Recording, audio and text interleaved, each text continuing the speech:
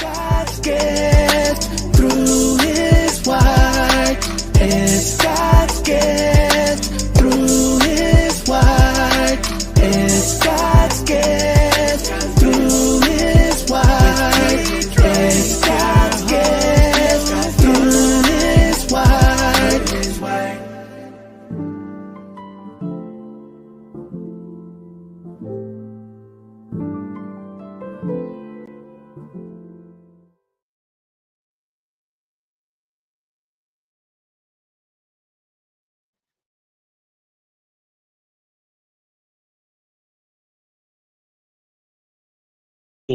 Whenever you get a chance to catch this live at a different time.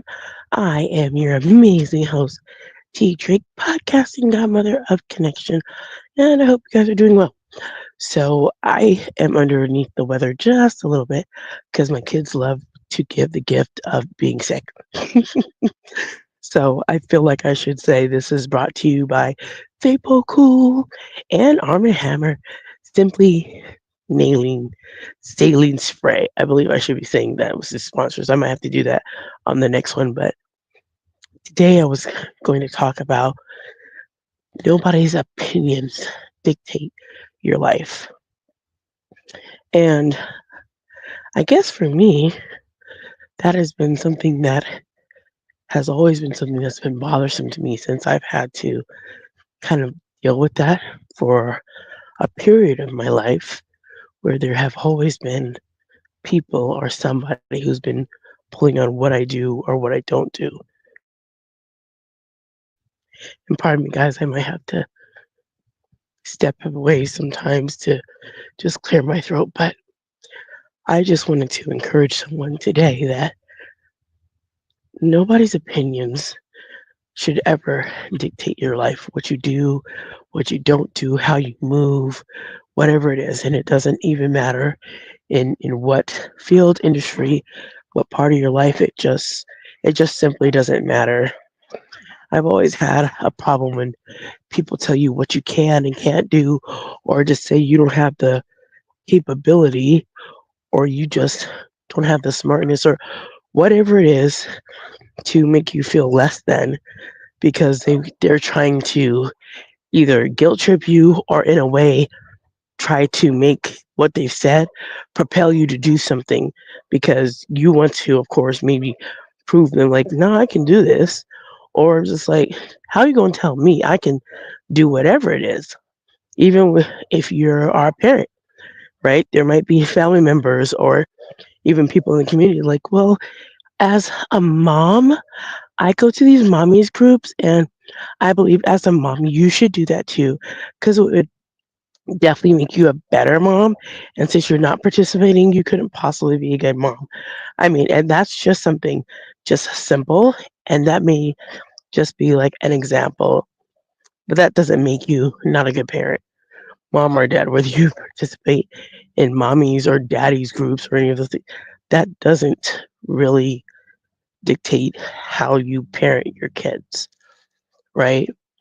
None of these things that are in the world dictate how we as individuals do our lives. You have choices. And one thing you do know is God gave you your life and He gave you free will to choose for yourself, right? Even says in the word, choose this day whom you will serve. You have a choice to choose to serve Him or not to serve Him. You also have a choice in how you move with your own life. So, why this actually came up for me was I had received an email for someone to go to a university because I am thinking in my head, not necessarily like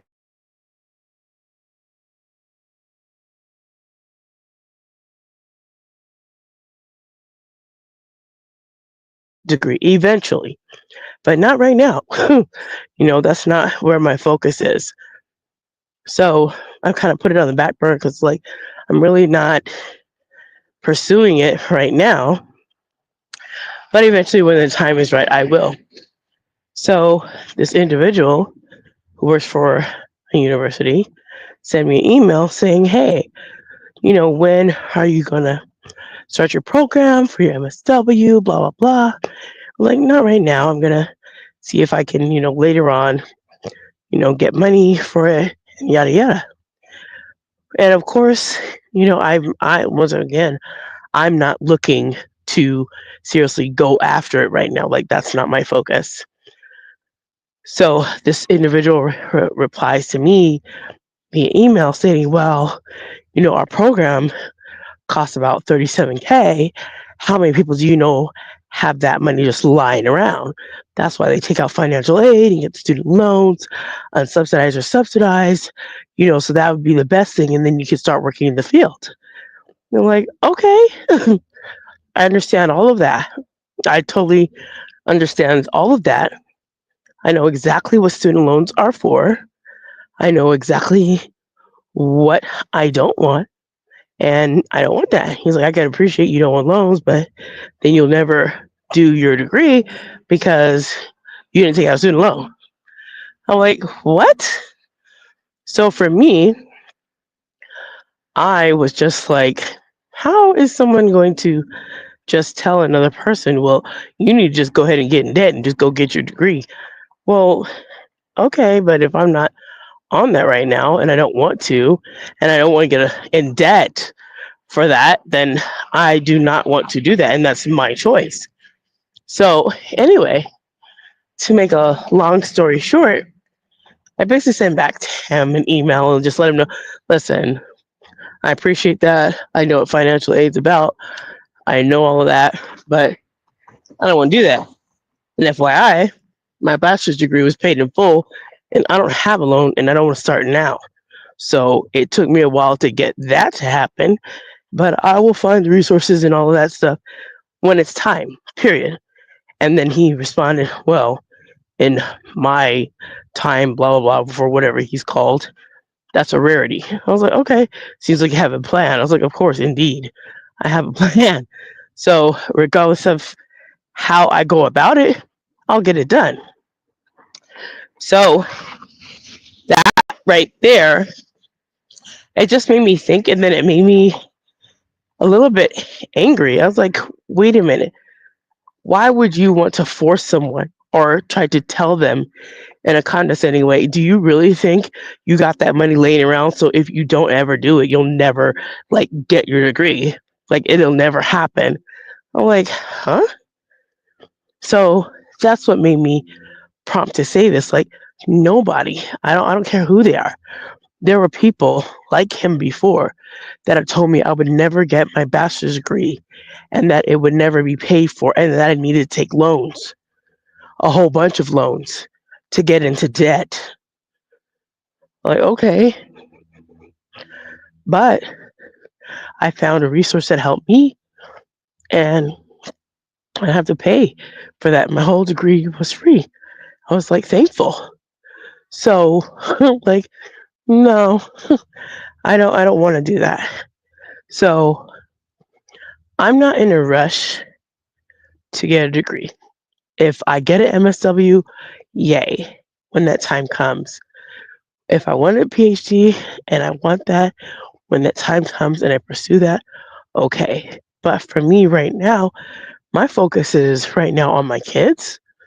My focus is on my book. By the way, quick plug, The Gift of Finding God's Love, Guilt and Shame Turned into My Shine, available on Amazon, Google. You can find it Apple. You can find it anywhere you like to purchase your books, and you can get paperback or you can get it on your Kindle or so anywhere you want to get your digital copy, and as well as guess what's coming? An audiobook. Yes, I said it.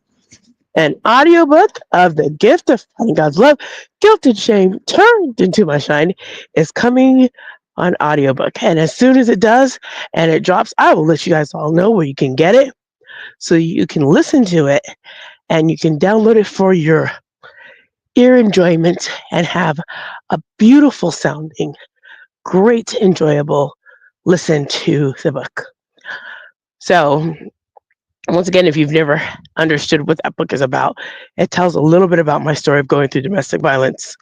And as a woman who is a believer, there were a lot of things that I had a misconception of why I didn't leave my abusive situation. Sometimes when people talk about domestic violence, and this is just a short little explanation quickly. Sometimes when people say that if they were involved in these situations, they would have left a long time ago. Okay, that sounds good if you haven't been in a situation for a very, very long time. And to add to that, if you didn't have prior issues with some other things that may have led you to stay in that situation. And for me, I'll give you guys a short backstory. My family was already abusive, and I landed myself with an abusive husband, which at the time when I was dating him, he wasn't showing those signs to me. And the signs that were there, I didn't recognize because I thought, man, the charm, he's nice, he's not doing anything. So, anyway, fast forward, all of those things led up to me being in a long time marriage. So, I, in totality, was married for 12 years, 8 years living in person, and 4 years separated. It took 4 years to get the divorce. It was really long, but I finally got it. So you guys can check out the book and read more about it for yourselves. So I hope that you will.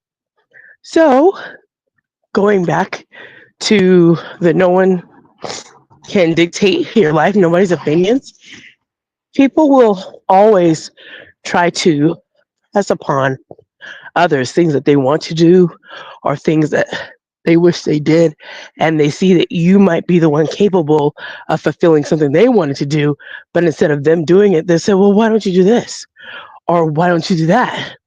Well, why don't you do that?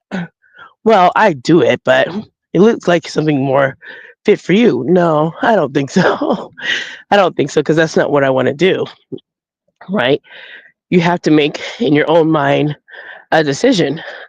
So if someone tells you, hey, it'd be so great if you opened this amazing business. I'm like, okay, well, that's not what I want to do. What do you want to do? Like, you want to do something else? Well, yes, I do. And right now, I don't want to do that. I'm pursuing something that I know I'm on the path for doing, and I'm pursuing my purpose. I'm pursuing to tell people about the Lord at the same time utilizing my testimony. So I'm not going to get distracted with what people think they want me to do, right? Everything has a timing and a season, and everything has its time. And I'm not going to be like, oh, well, let me just go over here and do this and go chase over here. No, I'm not going to crash and burn like that. And I believe for those that, excuse me, that are listening, you can and you are able to pursue whatever the Lord has laid on your heart. Every time I say be blessed, motivated, and always inspired to do what the Lord lays on your heart, I mean that. And when I came up with that myself, I remember there were so many times that there were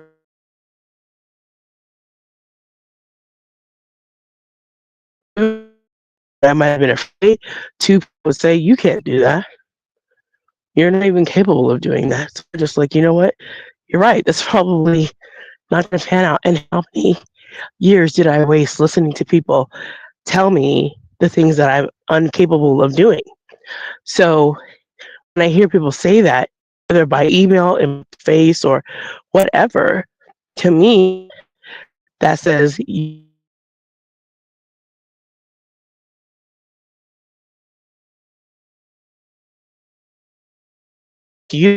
tell me that things are impossible for me because I serve a mighty God. And if He wants me to do something, He will allow me to do it. So the resources will be made available, the people will be made available, The timing will be perfect because his timing is always perfect, never too early, never late. He's always on time. So, whatever that is and whatever I'm pursuing, if I'm pursuing it honestly and really seeking to do it for the glory of the Lord and the edification of the body, I don't have anything to necessarily really worry about.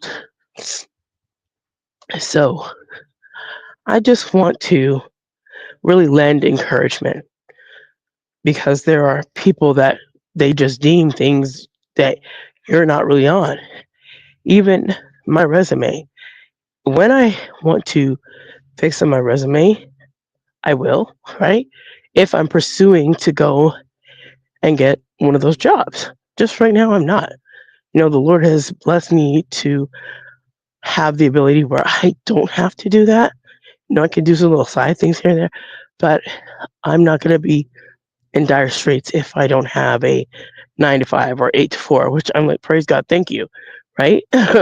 So basically, been retired for a long time since I was like 23 from the military, but I would always in my gut like, oh, I want to go back to work. Oh, I want to go back to work. But my friend was letting me know like people strive for their entire life to get a retirement so they don't have to go to work. I haven't been working for a long, long time. And to be honest, my longest time at a job was 2 years. That's hey, and I guess to brush up on some skills in case I need to go back to work in the event I have to do something, I know what to do. But other than that, I have been a homemaker for a majority of my years. And before that, I really didn't have a lot of going to a lot of different employers. That's a blessing for me. My story is unique in that way that I haven't really had to pursue 100% try to really fight to go up the corporate ladder or any of that. I mean, I've wanted it in my head ambitiously, but it never fails that the Lord says, you know what, you got to do this. I've let you experience X. Now it's time for you to go back and do what you're supposed to do, which is be a mother. You need to be a mother to your kids. Your kids need you. You need to be home. And I have no problem with that. I enjoy being a mom. I enjoy taking care of my kids. Is it easy? No. It can be hard. It can be challenging. It can be all of those things. Granted, it can be all of those things. But for me, there's nothing better that I would rather do than to be available for when my kids' teachers call or parent teacher conferences or things like that. They just pop up and I can go. I can see my daughter go and do her different performances all over the place. I can see my son and him do stuff, drop him off at all these different things he has to do at school, and I can be available. Just like tonight, there's something at a high school for my daughter to go to, who's going into ninth grade, and I have to go and check that out. I don't know if she's gonna go to that school, but I need to still know. So that's tonight. So if I was working, I know at the time it's at like 5:30, I would be still driving from where I was working, which is like an hour away. I would still be on the road and not even touch down to maybe around 6:50, maybe 7 o'clock to get to the house, and I've already missed that time frame. So these things have always been something that before we say, "Oh, well, guess what? She's just a mom. She's just a mom. You're just a mom." Well, I'm not just a mom. I'm a mother. It's very important.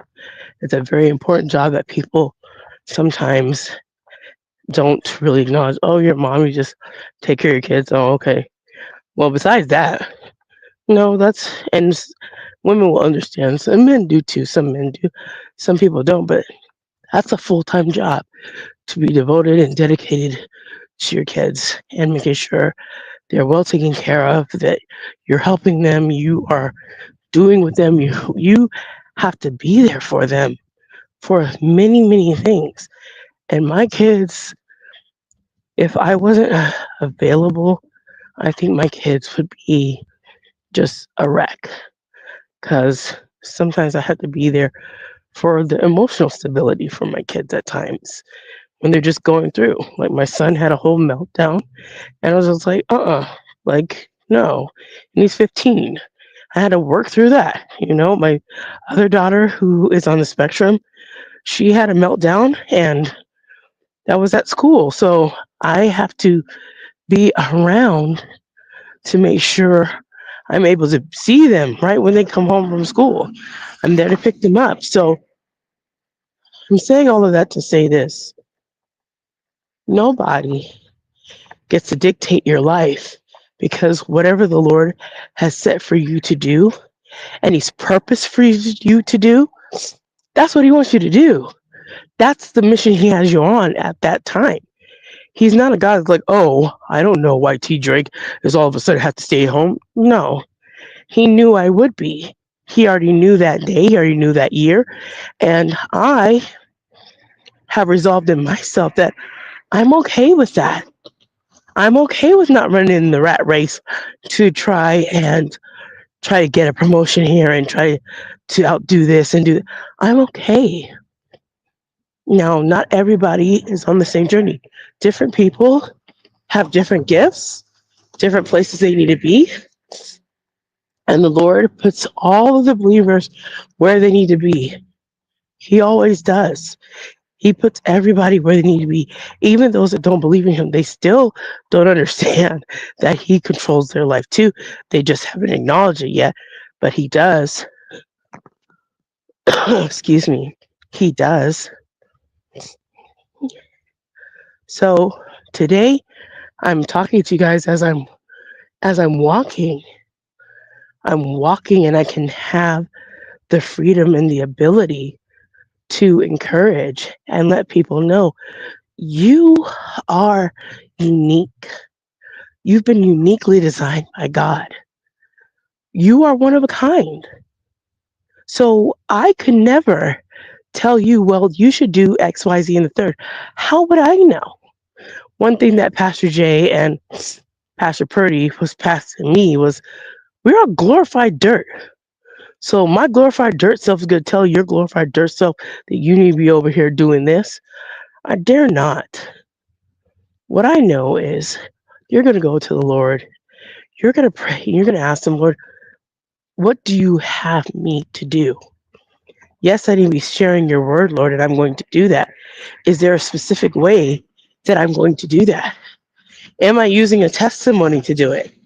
Am I doing it through the different type of people you have in my life? Lord, help me to find the way that you want me to go. And I was reading this book, and actually I have the book, and I was listening to it on audio too, The Richest Man in Babylon. And have to get the quote correct, but it said something to the effect of, determination will always provide a way. So don't quote me on that. I'm gonna go back and look at the book, and then when I come back and do another one, I will find the quote. But in essence, if you are determined, your path will be revealed. And when you're determined in God, He will make a way. Does it not say in Proverbs, lean on to your own understanding, and in all your ways acknowledge Him, and He will direct your paths? Absolutely. And His lamp is a lamp. His word is a lamp and a light unto our path. So we have His word, which is a lamp, and His ways, they light us up, and we can truly follow Him and know which way to go when we study and find Him. We find Him and we find His ways. So so that's what I'm doing, trying to figure out which way I'm gonna go. Everything,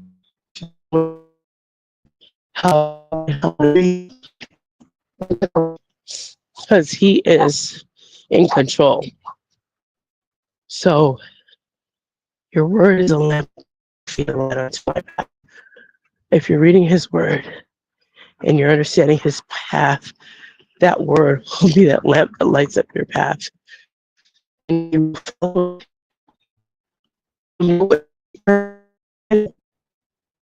So when you're sitting here with Lord, you know what purpose, you do know what purpose is. Only reason sometimes there may be a confusion of what your purpose is because the world puts out so many different messages about, well, if you're not doing this, you're not on purpose. If you're not doing this thing, you're not on purpose. If you don't live here, you're not on purpose. If you don't look like this, you're not on purpose. Like the purposes of the world don't equate to the purposes of God. God's purposes for you are totally different. And you will be fulfilled when you follow after what He's telling you to do. If you just spend some time with Him, talk to Him, He'll show you. But if you never spend time with Him, you never spend time in your word, you never spend time in prayer, you never spend time communing with Him, you never seek Him, then how will you know which way you're supposed to go? You'll be standing there wondering, well, Lord, do I go left or do I go right? I don't know, but you've never sought Him. And the things that you know that He's actually laid on your heart, they're there. That passion of what He would have you to do, it's there, but you have to sit still for a moment just to understand what He's telling you to do. And sometimes we're so busy just being busy, busy, busy. How can you hear the Lord when you're just being busy? You're all being busy doing this, doing that, doing this, doing that. And you just don't know, like, Lord, I don't know, I'm doing this and do that. But have you just sat still just to know that be still and know that I am God? Just be still. Sometimes we need to be still and really commune with Him, really spend time with Him. Have you sought the Lord? If you sought Him, then you'd hear what He's saying and you'd understand that. But if you never seek Him, seek ye first the kingdom of heaven and His righteousness, and all other things will be added unto you. Therein lies your purpose right there. Seek Him out first. Seek out His will, His way. Seek Him out. Desire Him. Desire things of the Lord. Trust and believe. He knows. He sees what you're doing even when nobody else sees. In the quiet place of your home, in your private time with Him, early in the morning or late at night or in the midday when you're just having your time and you're having your own little Bible study by yourself. Nobody else knows that you're even in your Bible. The Lord knows. The Lord sees and He knows you're spending that time with Him. It's all Him. There's no distractions, no phone, no social media. It's just you and the Lord. You're sharing that sweet, precious time with Him, just devoted to Him. Sometimes we get so caught up with the things of this world and just getting busy, we forget to just sit and spend sweet time with Him. As it says in the Word, taste and see that the Lord is good. Have you tasted His sweetness? Have you tasted the love for you?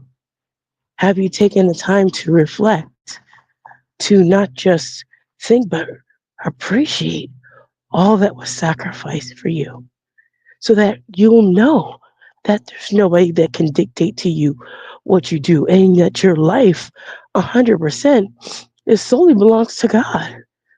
Nobody else. They don't get to tell you. They don't get to dictate your life. They don't get to do that. So you don't allow them to. You focus on God and what He would have you to do. And you let nobody's opinions dictate how you move, what you do, where you go, who you have friends with, where you hang out. All of that kind of surface level stuff, it doesn't matter. And when people say things, let it roll off your back like a duck. Sometimes people say stuff to me, and at first I'm like, why do they say that? But I don't take too much stock in it. when I was younger, I'm like, why would you say something like that to me? And then want to try to convince them, can you explain why I said this? I don't even care. Like, I don't need you to explain it. I just need to remove myself because what you just said, it sounds ridiculous. And 100% I want no parts with it. So for me, spending time asking someone why they said whatever, or you want to debate them, or prove to them that whatever they said at that moment, they should have never said to you. Like, I can expel my energy somewhere else better spent, which is called spending it with Jesus. I don't want to do things that take my energy and my mind off of him just to try to argue with someone. I don't have the energy for that. I really don't. And you all shouldn't have energy for that either. Like, people are going to be people. But what you do is focus on what the Lord has you doing, and you focus on Him, and you don't be like, oh, well, I guess that's it. I guess I'm gonna have to, get into it with them and tell them where to go, and I'm gonna let them know. I'm gonna tell her. I'm gonna tell him. Ooh, I'm gonna put them on blast. I'm a no. Why waste your energy? Why waste your energy trying to prove to someone who probably doesn't really care? They just want to tell you stuff just to rattle your feathers, and they don't care whether you do any of the things, but still, yet and still, you let them bother you. Don't let them bother you. Don't let them, excuse me, have you to be discouraged. Don't let them say those things that really can at times maybe even trigger some of us. You hear it, you hear what they've said, you take it, you're like, okay, well, that's not true. I know it's not true, and I don't know how to deal with it. And I can tell you guys this because for years I had to deal with it with my family, my own personal family. And for years, they would just say things about me that made me feel less than, made me feel I was incompetent, pardon me, made me feel I was inept, incompetent. Uh, I just said that, but they really stressed that part. Made me feel that I was just unable. I didn't have the capacity, nor did I have the wherewithal to do any of it. Anything. It didn't matter what. I was just incapable of taking care of my kids, incapable of taking care of myself. I was just pretty much an invalid walking around, and they needed to dictate to me how my life should go because they, in their head, didn't believe that I could rule it correctly. However, to understand that, I also had to understand that the reason that they were saying that is because their agenda was about money. So, of course, if you hear something and money's involved and they want to control that, well, there you go, right? So for me, I really didn't have to think too much about this. Nobody can dictate your life because I've had to deal with it for so long. Just like, I'm not going to allow people to do that any longer. And I want to encourage those that may have family in particular. Maybe it's not people at your job. They're like, my job is great. I love working at my job. The people are great. And sometimes people have great experiences at work. They're just like, no, my job is awesome. It's my family that's the problem. And they tell you every time you talk to your family members, here they go railing on you. Here they go ragging on you. Here they go. It doesn't matter what you do. It's just never good enough. You never reach whatever goal that they want you to because you're always behind the power curve in their eyes. You'll never be successful enough. You'll never get enough promotions. You'll never do enough of anything and they'll never care. It just will never be enough. See, and that's the part where for me, they were the ones that I would be talking about. When it came to work, it really wasn't a big deal when my managers or whatever they said, what they said. It didn't bother me. But for some reason, because I was close to my family, it would hurt more when they would say things that would cut and make me think, well, maybe I'm not capable. maybe maybe I'm not as smart as I thought. Maybe there's things I need to work on. And don't get me wrong, there's things that we need to all work on in our lives, right? We can all get better each and every day, always looking at ourselves like, how can I improve? And whatever that is. But when someone in your family just so always showing the mirror that, you know what, your whole being, your whole presence, your whole mindset, just all of you is just wrong. Like, you just shouldn't even be here. That hurts in so many ways because they show you by how they treat you, how they ostracize you, how they alienate you, that you're not valued to them. But you might find it interesting that other people value you a lot. You might be at your job and like, man, we love that you're here. We value you. We want to see you like strive. You might have the opposite reaction at work, which for me, I used to always have. It would be astounding and mind blowing to me. Sometimes it's mind blowing to me as well.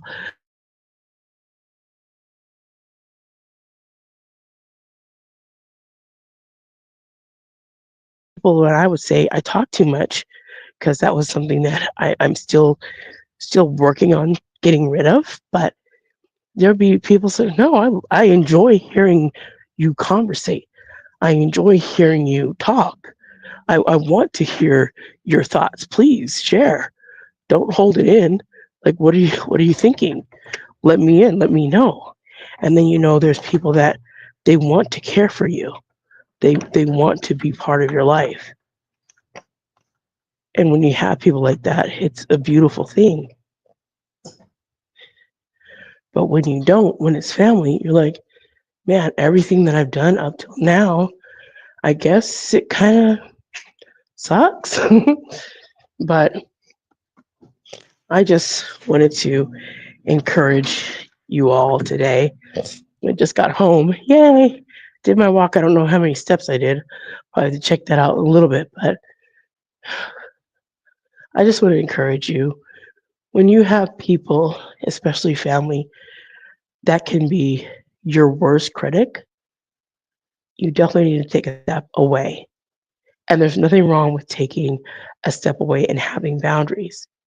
That's really good that you have boundaries.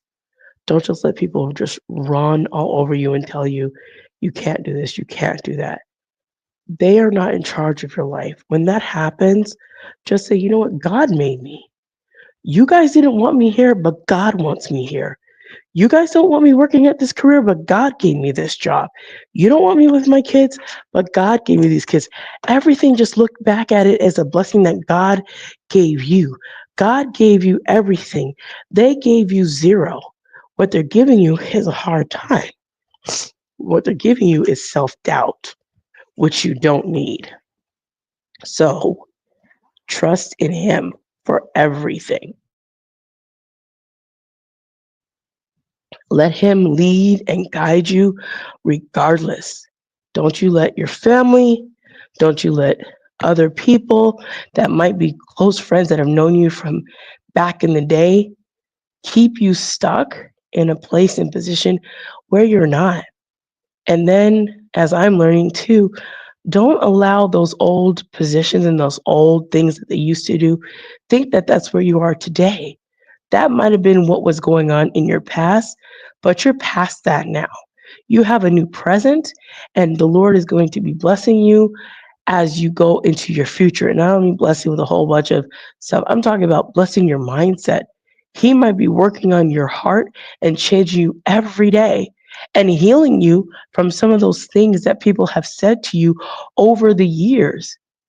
I can't tell you how the Lord has been working on me in my mindset to see that He cares about me, He values me, He thinks I'm special.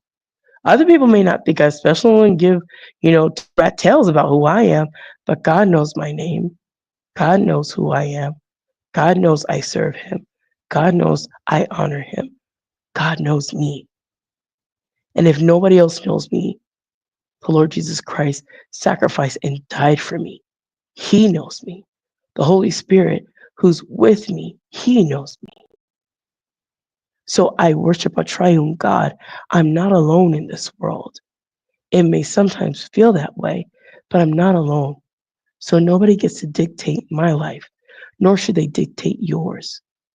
So on today, if you come back to listen to this, I hope you hear encouragement.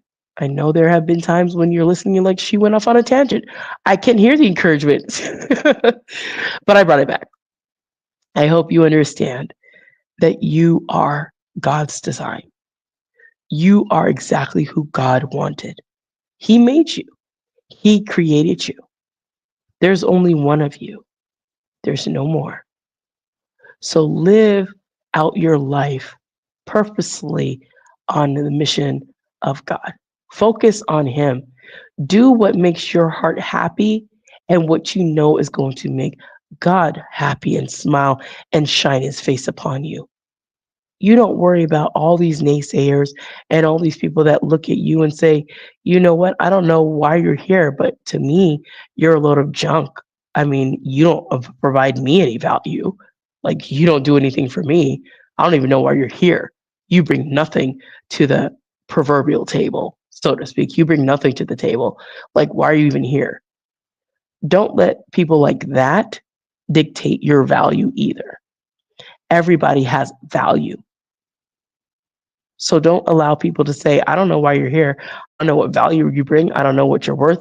I don't even care. But to me, you're not even worth a penny to talk to.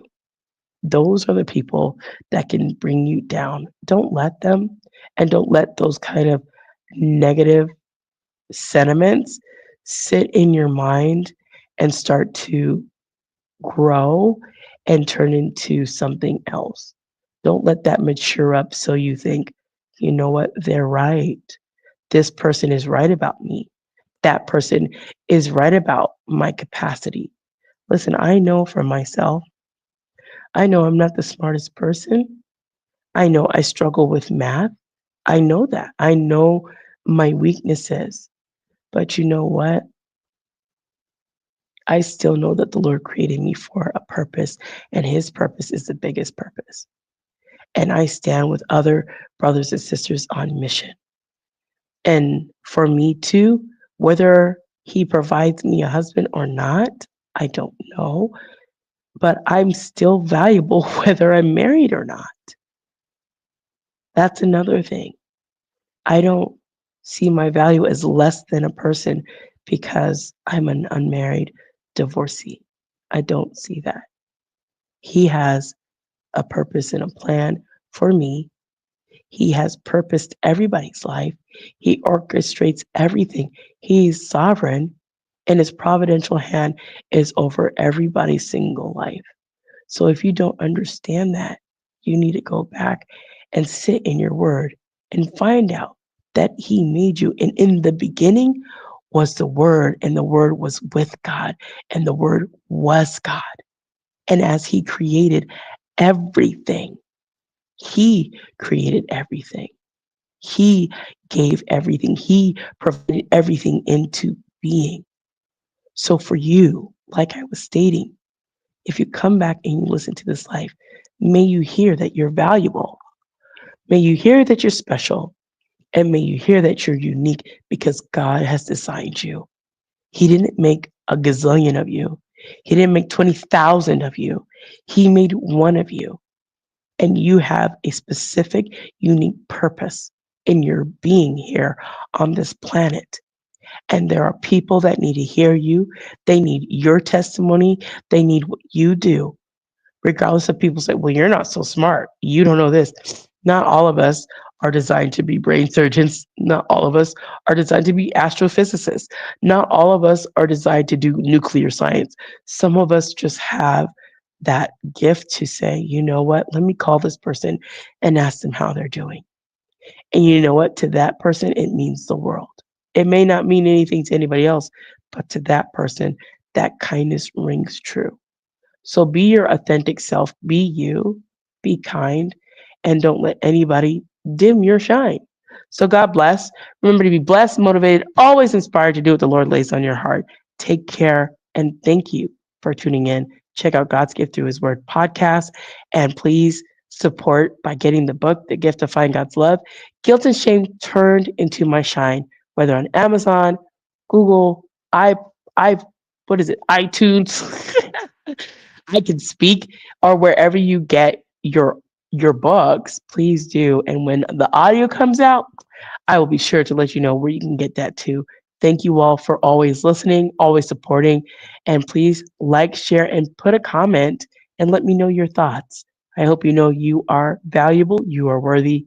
Take care, be safe, and know there's no one like you in this world. Take care.